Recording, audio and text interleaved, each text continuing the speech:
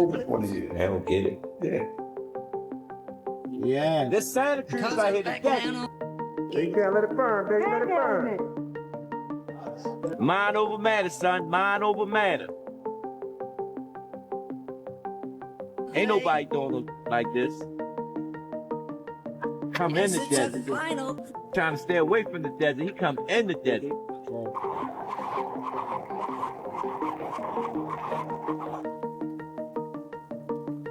You want the munch? Guys way too slow, sports too sharp, too fast, too strong. I'm on a jump rope, try to do some sit-ups and shit on that. It ain't no. Okay, so before we even get into this, I need you to stop whatever you are doing right now, because what allegedly went down in this so-called friendly sit-down between Gervonta Davis and Shakur Stevenson is not what anybody in boxing media is telling you, and I have been sitting on this breakdown for 3 days trying to figure out how to explain it. Let's go. Good. I'm standing right here. Good. Come on. You got step to them niggas. Step to them niggas. Good. What you got? Bring the uppercut. Good. Turn the 6 on the uppercut. Good. J. Two. Break. Without completely dismantling everything you thought you knew about this rivalry, because here is the thing. This was never just a conversation. This was a psychological operation disguised as content. And the moment you understand that, every single second of that episode hits completely differently. And we are starting right now. Gervonta Davis walks into that room.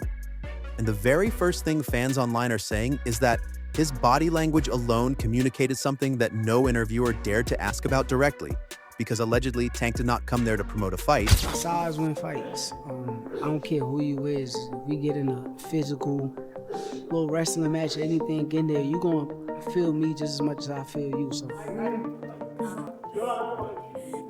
Shakur's always been on the top level. All these guys have been looking up. So, it's about time that they really find out where their place is, They weren't looking up for nothing.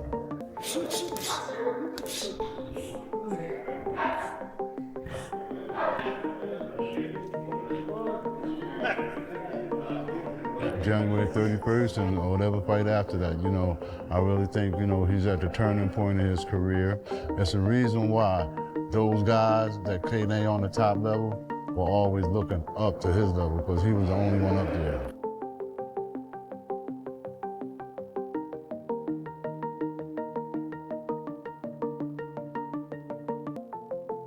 All that more pressure stuff don't mean nothing. As long as I'm locked in and I'm focused on what I'm supposed to be doing, nothing else matters around me. That 4-weight world champion, it means everything to me. That's me separating myself. A lot of these guys that they claim is the guys nowadays, none of them can say that they are a 4-weight world champion.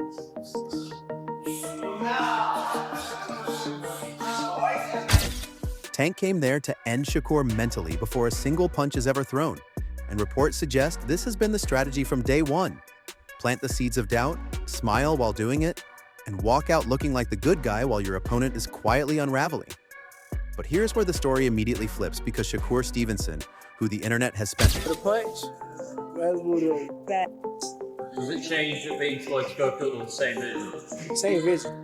Actually, it makes it even better, to be honest, because he been popping a lot of shit. So to put him in his place, I'm gonna love doing that. Being a coach is, of course, like a coach's dream, He's technically sound, he's disciplined, he does everything right, All you gotta do is talk love and give him water majority of the time. You don't gotta worry about skipping no steps, He gonna follow everything, plus do a little more on his own time, He make a coach job easy. 3. Right back with the hook. Get under. Get under. 2. Yep. Double it.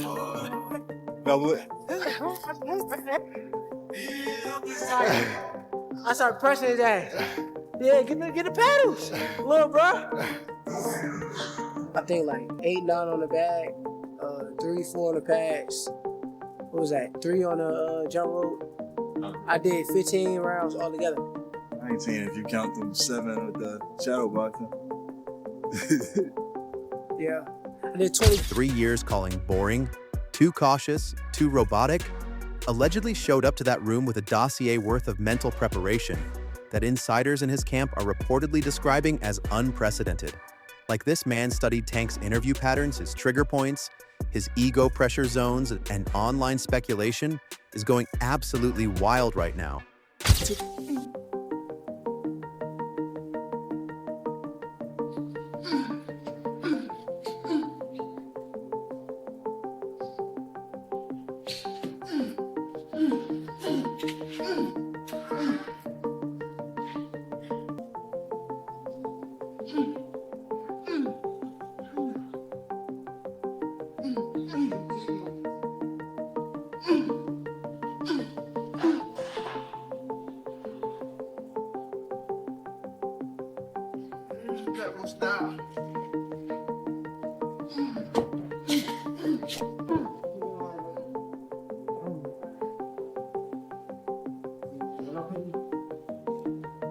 Suggesting that every calm smile Shakur flashed was actually a calculated counterpunch, and you are going to want to hear this.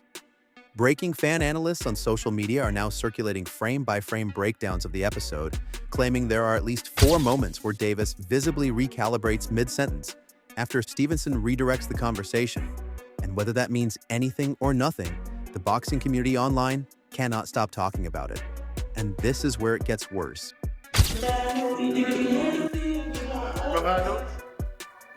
Go.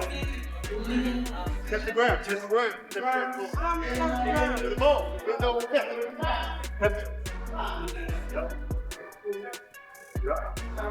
There you go, yeah.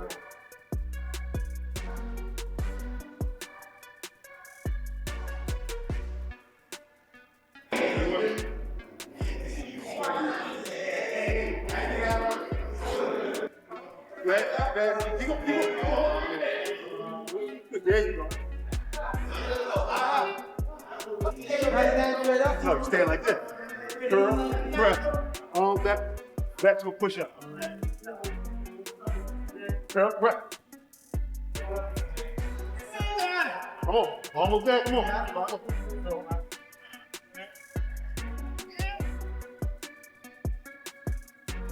Time. Oh, I'm young and there. I'm that young son of a baby. Remember that son of a baby shit? Or better, depending on which fighter you ride for.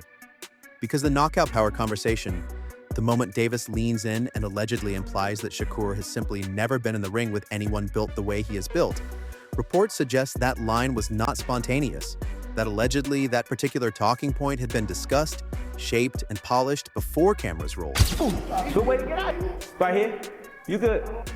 Come on, Will, we want you in the ring. I already know you tired. That's why I want to switch your strength in the day up. You understand? All right, get him down here, Will. He thinks it's gonna feel better down there. Is it gonna feel better down there, y'all? It might be worse. 4, 5, 3. Let's go, Will. 1. Hurry, put your stuff on. 3, 5, 3, 2, 3, 4, 5, 3, 2, 3, 3. Push it out. 4, 6, 3, 5,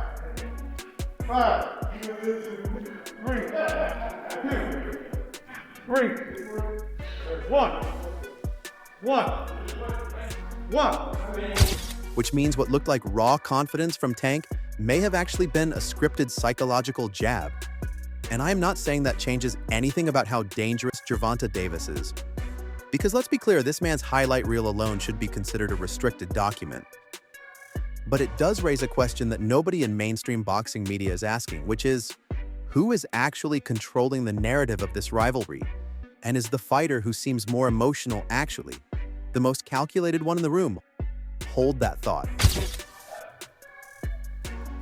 We just got through sparring. We added trying a few new little things, you know what I'm saying? But other than that, it's basically the same thing we've been doing. We changed the strategy, but no camp is never exactly the same. So yeah, it's just like always. Like, we may try a little bit of this, a little bit of that, but it's mainly the same things.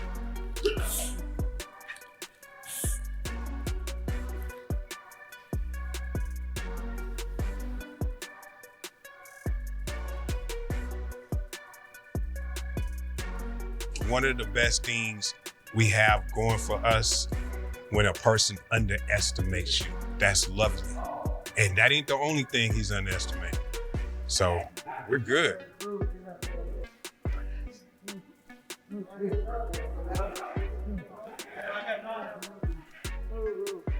Because we need to talk about Shakur's boring response for a second. Because allegedly what he said on camera was the cleaned up version. And people close to the production are reportedly saying that before filming, there was a much sharper, more direct version of that answer that got softened before the cameras started rolling. Now, I cannot confirm that. Online speculation is all we have here. But if true, it means the Shakur Stevenson you saw was already an edited highlight of a more dangerous Shakur Stevenson, and that should terrify exactly the people it needs to terrify. Breaking interruption. Boxing insiders on social media are now allegedly reporting that a major promotional meeting happened within 72 hours of this episode dropping.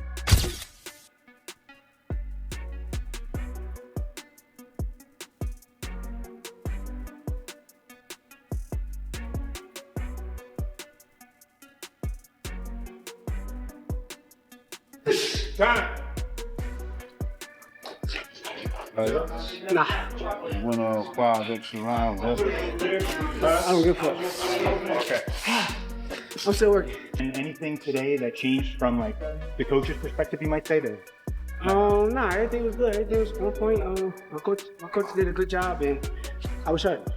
Thanks, man. Appreciate your time. Hey, coach, what way you fight? 147. Thank you. And that both camps left that meeting with entirely different interpretations of what was agreed upon, with fans suggesting this fight is simultaneously closer and further away than it has ever been, which is either the most boxing thing that has ever happened or evidence of a behind-the-scenes chess match that makes the on-camera conversation look like small talk. Yeah. Since y'all work together, am I in the plans?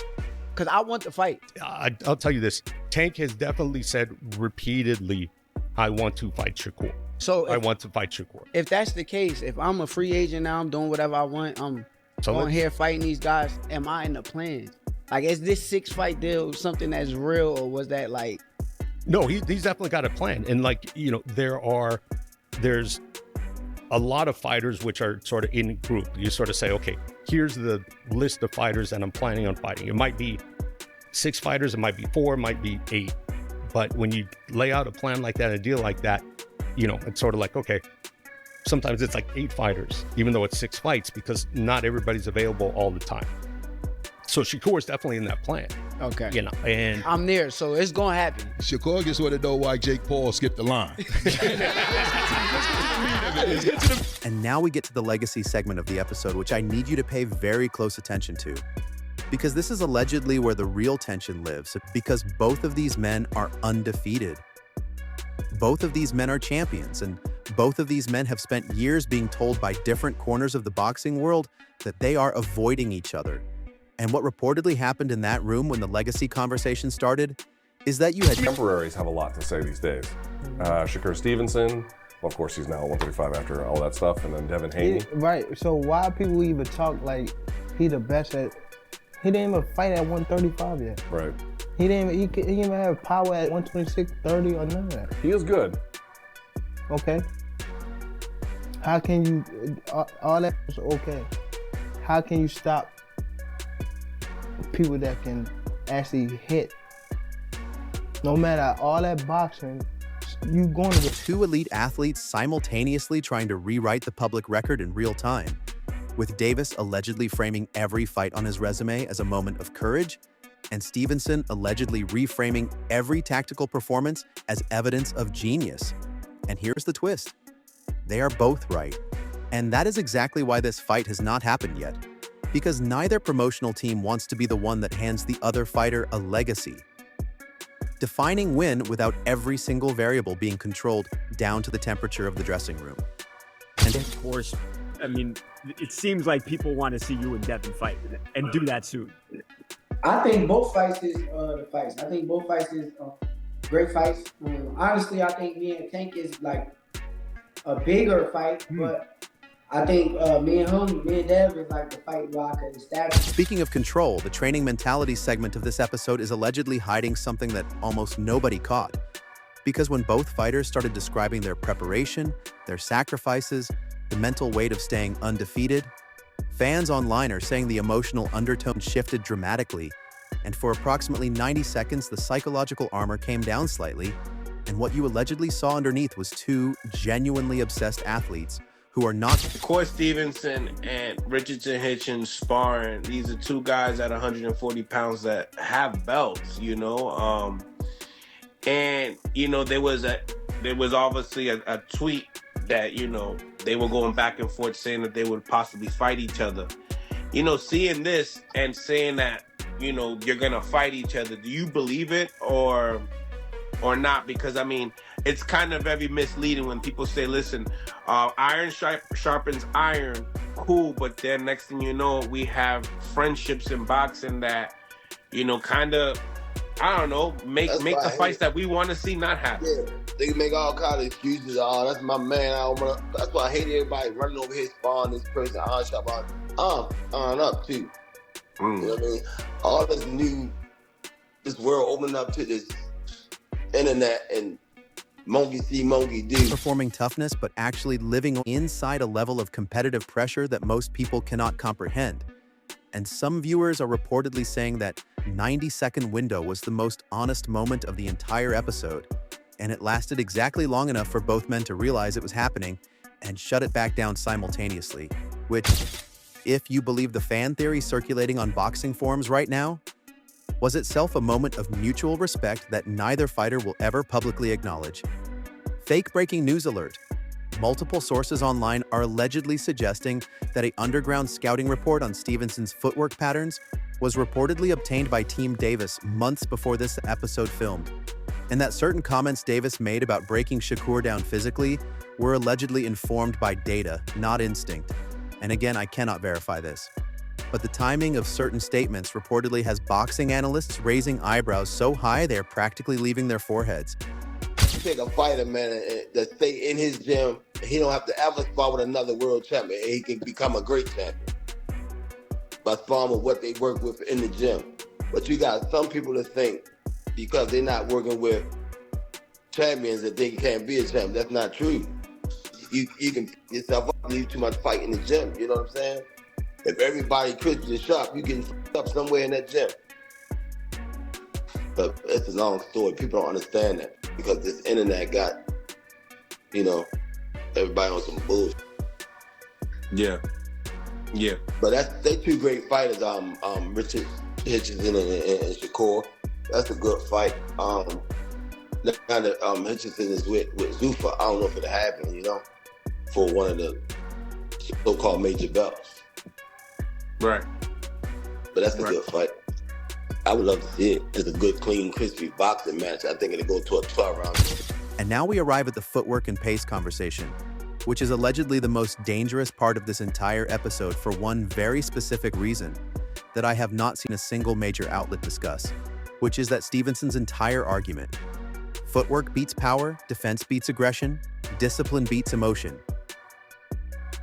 is not just a boxing philosophy, it is allegedly a psychological mirror being held up to Davis's public reputation. And reports suggest that Davis's team recognized this framing immediately, and that the physical prediction, the "I will break him down" comment, was a deliberate attempt to move the conversation from IQ back to physicality, because that is allegedly the terrain where Team Davis believes they win both the fight and the pre-fight narrative. And here is where everything we have discussed gets completely reframed, because allegedly the most important moment of this entire episode was not a quote, was not a stare down, was not a prediction. It was a 3-second pause that happened when the moderator asked both fighters directly whether they genuinely respect each other, and fans online are reportedly dissecting this pause with the intensity usually reserved for presidential debates, because in those 3 seconds, both men allegedly did the same thing at the same time. They looked not at the camera, not at each other, but slightly downward. And whether that means profound mutual respect, carefully managed optics, or something else entirely, the boxing internet has not agreed on an answer and may never agree. Which brings us to the final twist that I have been building toward this entire video, and I need you to sit with this. Allegedly, and I want to be very clear, this is entertainment-based speculation drawn from online fan communities, the entire gloves-off episode, the tension, the chess match, the psychological warfare, the unresolved energy, was reportedly exactly what both camps wanted, because a fight that feels dangerous, unresolved, and mentally loaded is worth exponentially more than a fight that feels decided. And the real question is not who wins when these two finally meet inside a boxing ring. The real question is whether we are all already inside a promotional masterpiece so well constructed that even the fighters themselves cannot tell where the performance ends and the genuine rivalry begins. And I will leave you with this. If Gervonta Davis is right and power is the great equalizer, this fight ends in an explosion. But if Shakur Stevenson is right and intelligence beats aggression every single time, then ask yourself this. Who has been the smarter fighter in every interaction we have seen so far outside the ring? And does your answer to that question change who you are picking when the bell finally rings?